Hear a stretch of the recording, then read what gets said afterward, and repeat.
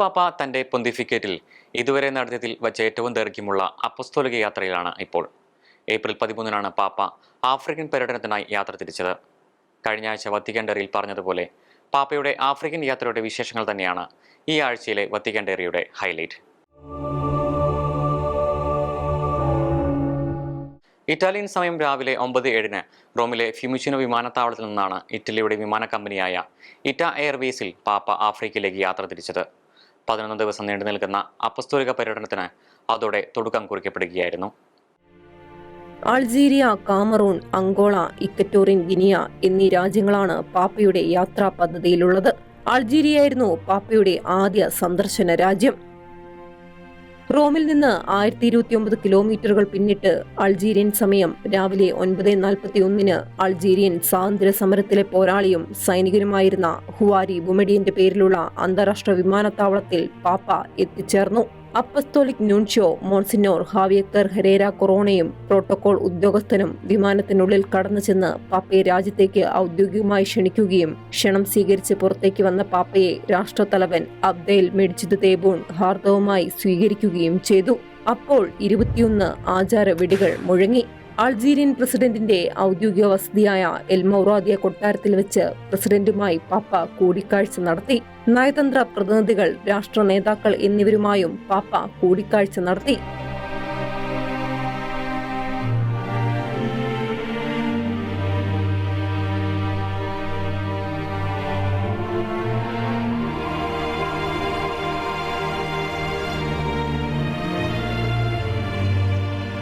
അൾജീരിയയിലെ സഭാധ്യക്ഷന്മാരെയും വൈദികരെയും സന്യസ്തരെയും വിശ്വാസികളെയും അഭിസംബോധന ചെയ്ത് സംസാരിക്കവേ ലിയോ 14 പാപ്പ അൾജീരിയയിലെ 19 രക്തസാക്ഷികളെക്കുറിച്ച് പരാമർശിച്ചു. പ്രാർത്ഥന, കാരുണ്യ പ്രവർത്തികൾ, കൂട്ടായ്മ എന്നീ 3 കാര്യങ്ങളെ പ്രത്യേകം പരാമർശിച്ചുകൊണ്ടായിരുന്നു പാപ്പയുടെ സന്ദേശം. പ്രാർത്ഥന ഹൃദയത്തെ ഒന്നിപ്പിക്കുകയും മാനുഷികവൽക്കരിക്കുകയും ശക്തിപ്പെടുത്തുകയും ശുദ്ധീകരിക്കുകയും ചെയ്യുന്നുവെന്ന് പാപ്പ പറഞ്ഞു. അന്നബയിലെ വൃത്തമന്ദിരം, അഗസ്റ്റീനിയൻ സന്യസ്തരുടെ സ്ഥാപനം, അവർ ലേഡി ഓഫ് ആഫ്രിക്ക ബസിലിക്ക, വിശുദ്ധ അഗസ്റ്റിന്റെ പേരിലുള്ള ബസിലിക്ക, അഗസ്റ്റീനിയൻ വൈദികരുടെ ആശ്രമം എന്നിവയെല്ലാം പാപ്പ സന്ദർശിച്ച ഇടങ്ങളിൽ പെടുന്നു. ഏകദേശം 4.8 കോടി മുസ്ലിം ജനസംഖ്യയുള്ള അൾജീരിയയിൽ നാമമാത്ര ക്രൈസ്തവരെയുള്ളൂ. 29 ഇടവകൾ മാത്രമുള്ള കത്തോലിക്ക സമൂഹമാണ് അൾജീരിയയിൽ ഉള്ളത്. അറബി ഭാഷയിലെ അൽജസീർ എന്ന വാക്കിൽ നിന്നാണ് അൾജിയേഴ്സ് എന്ന പേരുണ്ടായത്. ദ്വീപുകൾ എന്നാണ് ഇതിനർത്ഥം. വിശുദ്ധ അഗസ്റ്റിന്റെ നാമത്തിലുള്ള ബസിലിക്കയിലാണ് അൾജീരിയ സന്ദർശനത്തിനിടയിൽ ലിയോ പാപ്പ ആദ്യമായി വിശുദ്ധ കുർബാന അർപ്പിച്ചത്.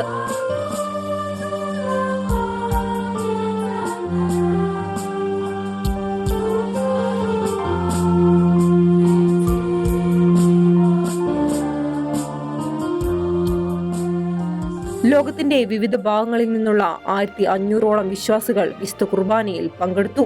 1914 ഏപ്രിൽ 24 വിശുദ്ധ 10 പിയൂസ് പാപ്പയാണ് ഈ ദേവാലയത്തെ ബസിലിക്കയായി ഉയർത്തിയത്.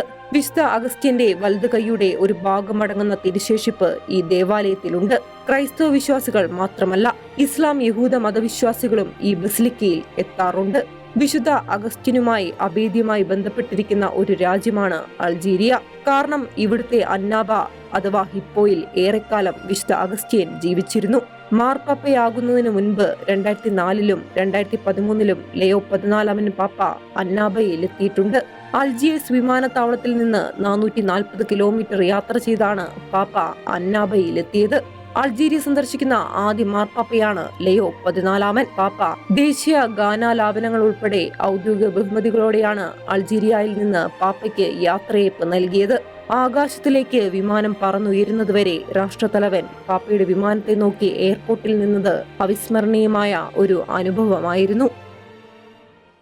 അൾജീരിയയിൽ നിന്ന് 4014 കിലോമീറ്ററുകൾ അകലെയുള്ള കാമറൂണിലേക്കായിരുന്നു പാപ്പ തുടർന്ന് പോയത്. ഏപ്രിൽ 15 മുതൽക്കാണ് കാമറൂണിൽ പാപ്പ സന്ദർശനം ആരംഭിച്ചത്. അൾജീരിയയിൽ നിന്ന് രാവിലെ 10:16 പുറപ്പെട്ട വിമാനം കാമറൂണിന്റെ തലസ്ഥാനമായ യൗണ്ടയിൽ പ്രാദേശിക സമയം ഉച്ചകഴിഞ്ഞ് 2:57 എത്തിച്ചേർന്നു. കാമറൂൺ പ്രധാനമന്ത്രി ജോസഫ് ഡിയോണിന്റെ നേതൃത്വത്തിലാണ് പാപ്പയെ വിമാനത്താവളത്തിൽ സ്വീകരിച്ചത്. കാമറൂൺ പ്രസിഡന്റ് പോൾ ബിയയുടെ ഔദ്യോഗിക വസതിയായ പാലസ് ഓഫ് യൂണിറ്റിയിലേക്കാണ് പാപ്പ തുടർന്നു പോയത്. ലോകത്തിലെ ഏറ്റവും പ്രായം കൂടിയ രാഷ്ട്രത്തലവനായ പോൾ ബിയയും പാപ്പയും തമ്മിലുള്ള കൂടിക്കാഴ്ച അവിസ്മരണീയമായിരുന്നു.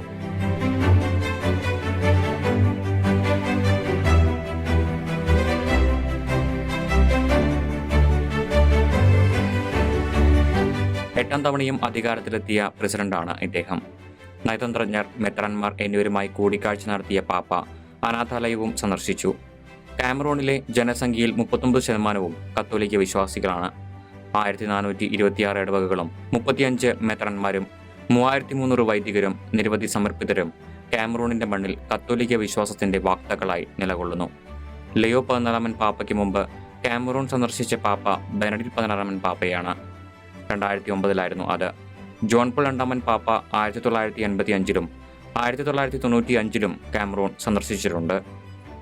കാമറൂൺ സന്ദർശനത്തിന്റെ ഭാഗമായി ബമണ്ടയിൽ നടന്ന സമാധാന സമ്മേളനത്തിലും ലിയോ 14 പാപ്പ പങ്കെടുത്തു. ധൈര്യം നഷ്ടപ്പെടാതെ എല്ലാറ്റിനും ഉപരിയായി എപ്പോഴും ഒരുമിച്ച് മുന്നോട്ട് പോകാം. സമാധാനം അന്വേഷിച്ചുകൊണ്ട് സ്നേഹത്തിൽ ഒരുമിച്ച് നടക്കാം, പാപ്പ സമാധാന സമ്മേളനത്തിൽ പറഞ്ഞു. സമാധാനത്തിനും നീതിക്കും വേണ്ടി ബാമണ്ടയിൽ പാപ്പ വിശ്വാസികൾക്കൊപ്പം വിശുദ്ധ കുർബാന അർപ്പിച്ച് പ്രാർത്ഥിക്കുകയും ചെയ്തു.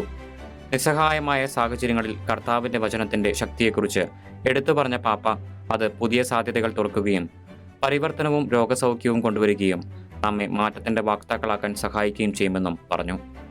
സമാധാന സൂചകമായി പാപ്പ പ്രാവുകളെ പറത്തി.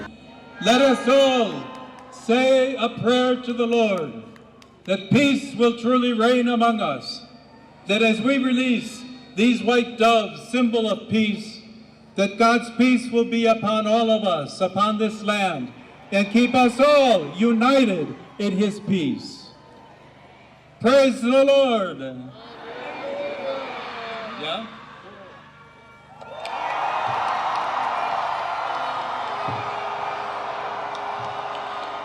ദുവാലയിലെ ജബോമ സ്റ്റേഡിയത്തിൽ പാപ്പ വിശുദ്ധ കുർബാന അർപ്പിച്ചു. 1.25 ലക്ഷത്തോളം ആളുകൾ വിശുദ്ധ കുർബാനയിൽ പങ്കെടുത്തു. രാജ്യത്തെ മെത്രാൻമാരുമായും പാപ്പ കൂടിക്കാഴ്ച നടത്തി. കാമറൂണിൽ നിന്ന് പാപ്പ യാത്രയായത് അങ്കോളയിലേക്കായിരുന്നു. ഏപ്രിൽ 18 ശനിയാഴ്ച വൈകുന്നേരമാണ് പാപ്പ അങ്കോളയിൽ എത്തിയത്. തന്റെ പ്രഭാഷണങ്ങൾ ആഴ്ചകൾക്ക് മുമ്പ് തയ്യാറാക്കപ്പെട്ടതാണെന്നും അവയെ പ്രസിഡന്റ് ട്രംപുമായുള്ള തർക്കമായി വ്യാഖ്യാനിക്കരുതെന്നും അങ്കോളയിലേക്കുള്ള വിമാനയാത്രയിൽ മാധ്യമപ്രവർത്തകരോട് പാപ്പ വ്യക്തമാക്കി. 3.5 കോടിയുള്ള ജനങ്ങളിൽ 2 കോടിയോളം ആളുകൾ കത്തോലിക്കരായുള്ള രാജ്യമാണ് അങ്കോള. രാജ്യത്ത് 27 മെത്രാൻമാരും 1500-ൽ പരം വൈദികരും 2500 സമർപ്പിതരുമുണ്ട്. അങ്കോളയിലെ ഔദ്യോഗിക ചടങ്ങുകളിൽ ആദ്യത്തേത് വിശുദ്ധ കുർബാന അർപ്പണമായിരുന്നു. ലുവാണ്ടയിലെ കിലാവ ക്യാക്സി എന്ന പ്രദേശത്തായിരുന്നു പാപ്പ വിശുദ്ധ കുർബാന അർപ്പിച്ചത്. അങ്കോളയിൽ വിശുദ്ധ കുർബാന അർപ്പിച്ചപ്പോൾ യുക്രൈനും ലെബനോനും വേണ്ടി പാപ്പ പ്രാർത്ഥിച്ചു. ആയുധങ്ങൾ നിശബ്ദമാക്കപ്പെടുന്നതിനും സംവാദത്തിന്റെ പാത തുറക്കുന്നതിനും വേണ്ടിയുള്ള തന്റെ വിളി താൻ പുതുക്കുന്നുവെന്നും പാപ്പ പറഞ്ഞു. ഭരണാധികാരികളും നയതന്ത്ര പ്രതിനിധികളുമായുള്ള കൂടിക്കാഴ്ചയിൽ തന്നെ രാജ്യത്തിലേക്ക് ക്ഷണിച്ചതിനുള്ള നന്ദി പാപ്പ അറിയിച്ചു. മുക്സിമ പട്ടണത്തിലെ മരിയൻ ദേവാലയമായ മാമ മുക്സിമയിൽ പാപ്പ ജപമാല ചൊല്ലി പ്രാർത്ഥിച്ചു. അങ്കോള സന്ദർശിക്കുന്ന 3ാമത്തെ മാർപ്പാപ്പയാണ് ലിയോ 14 പാപ്പ. ഇതിനു മുമ്പ് ജോൺ പോൾ 2 പാപ്പയും ബെനഡിക്ട് 16 പാപ്പയും അങ്കോള സന്ദർശിച്ചിട്ടുണ്ട്. എങ്കിലും മാമ മുക്സിമ സന്ദർശിക്കുന്ന ആദ്യത്തെ പാപ്പയാണ് ലിയോ 14 പാപ്പ. സൗത്തൻ ആഫ്രിക്കയിലെയും അങ്കോളയിലെയും ഏറ്റവും പ്രശസ്തമായ മരിയൻ ദേവാലയമാണ് ഇത്. പാപ്പയുടെ സന്ദർശനത്തോടെ ഈ ദേവാലയത്തിന്റെ പ്രശസ്തി അന്താരാഷ്ട്ര തലത്തിൽ ഉയർന്നിരിക്കുകയാണ്. അങ്കോളയുടെ ചരിത്രത്തിൽ നടന്ന യുദ്ധങ്ങളുടെയും സംഘർഷങ്ങളുടെയും ഇരുണ്ട ദിവസങ്ങളിൽ പ്രദേശവാസികൾക്ക് അഭയമായിരുന്നു ഈ മരിയൻ ദേവാലയം. അമലോത്ഭവ മാതാവിന് സമർപ്പിക്കപ്പെട്ടതാണ് ഈ ദേവാലയം. മരിയ ഹൃദയം എന്ന അർത്ഥത്തിലാണ് മാമ മുക്സിമ എന്ന തദ്ദേശീയർ വിളിക്കുന്നത്. കിംബുണ്ടു ഭാഷയിൽ മുക്സിമ എന്ന വാക്കിന് ഹൃദയം എന്നാണ് അർത്ഥം. 1599 പോർച്ചുഗീസുകാരാണ് ദേവാലയം പണി കഴിപ്പിച്ചത്. ഓഗസ്റ്റ് സെപ്റ്റംബർ മാസങ്ങളിലായി നടക്കുന്ന തിരുനാളിൽ പങ്കെടുക്കുവാൻ ലോകത്തിന്റെ വിവിധ ഭാഗങ്ങളിൽ നിന്നുള്ളവർ ഇവിടെ എത്തിച്ചേരാറുണ്ട്. തിങ്കളാഴ്ച മാർപ്പാപ്പ അങ്കോളയിലെ വടക്കുകിഴക്കൻ പട്ടണമായ സൗറിമോ സന്ദർശിക്കും. ലിയോ 14 പാപ്പയുടെ ആഫ്രിക്കൻ പര്യടനത്തിലെ അടുത്ത രാജ്യം ഇക്വറ്റോറിയൽ ഗിനിയയാണ്. ഇവിടെ നിന്നാണ് പാപ്പ വത്തിക്കാനിലേക്ക് യാത്ര തിരിക്കുന്നത്. പാപ്പയുടെ അപ്പസ്തോലിക യാത്ര ഏപ്രിൽ 23 സമാപിക്കും. ജൂൺ മാസത്തിലെ കൺസിസ്റ്ററിക്ക് വേണ്ടി വത്തിക്കാൻ ഒരുങ്ങുന്നു. ലിയോ പാപ്പ തെരഞ്ഞെടുക്കപ്പെട്ടതിന് ശേഷമുള്ള 2ാമത്തെ കൺസിസ്റ്ററിയാണ് ജൂൺ 26-27 തീയതികളിലായി നടക്കുന്നത്. കഴിഞ്ഞ ജനുവരി 7-8 തീയതികളിലായിരുന്നു മുമ്പ് കൺസിസ്റ്ററി നടന്നത്. വിശുദ്ധ പത്രോസ് പൗലോസ് ലിഹന്മാരുടെ തിരുനാളിന് തൊട്ടുമുമ്പാണ് കൺസിസ്റ്ററി. തിരുനാൾ ദിനത്തിൽ ബസിലിക്കയിലെ വിശുദ്ധ കുർബാനയോടെ കൺസിസ്റ്ററി സമാപിക്കും. കൺസിസ്റ്ററി സമ്മേളനത്തിലേക്ക് ക്ഷണിച്ചുകൊണ്ട് ലിയോ 14 പാപ്പ എല്ലാ കർദിനാൾമാർക്കും കത്തയച്ചു. പ്രത്യാശ നൽകുന്ന ചെറിയ ആട്ടിൻകൂട്ടമായി ജീവിക്കുവാനാണ് പാപ്പ കത്തിലൂടെ കർദിനാൾമാരോട് ആഹ്വാനം ചെയ്തിരിക്കുന്നത്. ബെനഡിക്ട് 16 പാപ്പയുടെ 100ാം ജന്മദിനം വിവിധ പരിപാടികളുടെ 4 ഭൂഖണ്ഡങ്ങളിലും 2027 ഏപ്രിൽ 16 മുതൽ ആഘോഷിക്കും. ജോസഫ് റാറ്റ്സിംഗർ ബെനഡിക്ട് 16 വത്തിക്കാൻ ഫൗണ്ടേഷന്റെ ആഭിമുഖ്യത്തിലാണ് അന്താരാഷ്ട്ര തലത്തിൽ ബെനഡിക്ട് 16 പാപ്പയുടെ 100ാം പിറന്നാൾ ആഘോഷങ്ങൾ സംഘടിപ്പിക്കുന്നത്. 1927 ഏപ്രിൽ 16 ബെനഡിക്ട് 16 പാപ്പ ജനിച്ചത്. 2005 അദ്ദേഹം മാർപ്പാപ്പയായി തിരഞ്ഞെടുക്കപ്പെട്ടു. 2013 മാർപ്പാപ്പ പദവിയിൽ നിന്ന് സ്ഥാനത്യാഗം ചെയ്തു. 95 വയസ്സിൽ 2022 ഡിസംബർ 31 അദ്ദേഹം സ്വർഗപ്രാപ്തനായത്.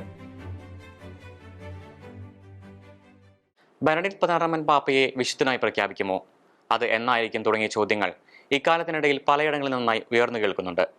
സമീപ ഭാവിയിൽ തന്നെ പാപ്പയുടെ നാമകരണ നടപടികൾ ആരംഭിക്കാനുള്ള സാധ്യതയുണ്ടെന്നാണ് കരുതപ്പെടുന്നത്. ബെനഡിക്ട് 16 പാപ്പയുടെ നാമകരണ നടപടികൾ ആരംഭിക്കാനുള്ള സാധ്യതയുണ്ടെന്ന അഭിപ്രായം രേഖപ്പെടുത്തിയിരിക്കുന്നത് മറ്റാരുമല്ല, പാപ്പയുടെ മുൻ പേഴ്സണൽ സെക്രട്ടറി ആയിരുന്ന ആർച്ച് ബിഷപ്പ് ജോർജ് ഗാൻസ്വെയ്ൻ ആണ്. ഈ വർഷം ജനുവരിയിൽ ഒരു പ്രസിദ്ധീകരണത്തിന് നൽകിയ അഭിമുഖത്തിൽ അദ്ദേഹം പറഞ്ഞത് ഇപ്രകാരമായിരുന്നു: ഞാനിപ്പോൾ അദ്ദേഹത്തിനു വേണ്ടി അധികം പ്രാർത്ഥിക്കാറില്ല, മറിച്ച് അദ്ദേഹത്തോട് സഹായത്തിനു വേണ്ടിയാണ് പ്രാർത്ഥിക്കുന്നത്. ഇദ്ദേഹത്തെ പോലെ ബെനഡിക്ട് 16 പാപ്പയുടെ മാധ്യസ്ഥം യാചിച്ച് പ്രാർത്ഥിക്കുന്ന മറ്റൊരാളാണ് ബ്രസീലിലെ bishop Dom Antonio Carlos Rossi Keller.